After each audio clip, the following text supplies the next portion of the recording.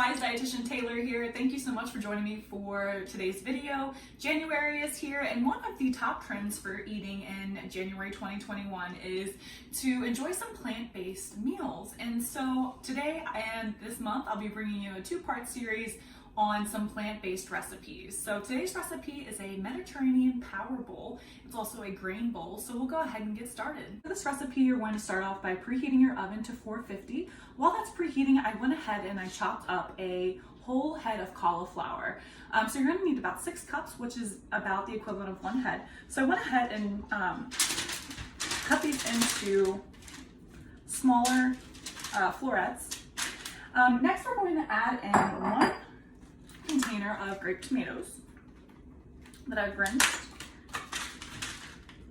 And to that, I'm going to add some olive oil. So I have about 2 tablespoons of olive oil, some pepper,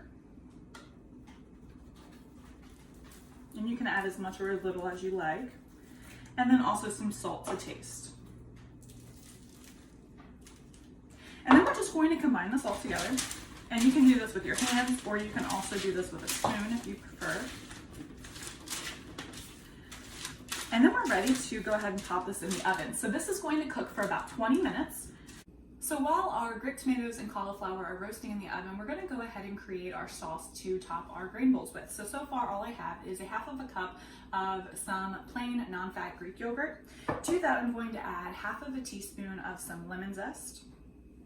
I'm also going to add in about 1 tablespoon of some fresh dill, and then 1.5 tablespoons of lemon juice, and 1 clove of minced garlic.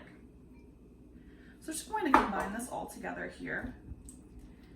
And so once this is all combined, we're going to set this aside until we're ready to serve. The next thing to do to finish up this recipe before we're ready to make our bowls or assemble our bowls is to cook some farro. So I'm using full circle quick cooking farro. This is ready in about 10 minutes. For this recipe, you're going to need 3/4 of a cup of dried farro. And for this package, you'll combine that with 2¼ cups of water. So you can cook this on the stovetop for about 10 minutes. You can let it set with the lid on it for about 5 for a softer farro. If you're not using quick cooking farro, you will probably want to start off cooking traditional farro at the beginning because it takes a little bit longer to cook.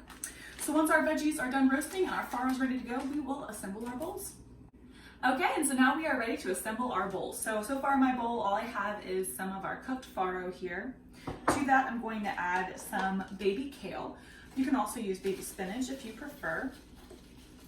So I'm just gonna add in a little bit of that. I'm going to add in some of our roasted cauliflower and tomatoes here. And then I'm going to add in some garbanzo beans for a little bit of protein. Adding in some of our delicious dill lemon sauce here. And then topping that with a little bit of feta cheese. And now you're ready to serve.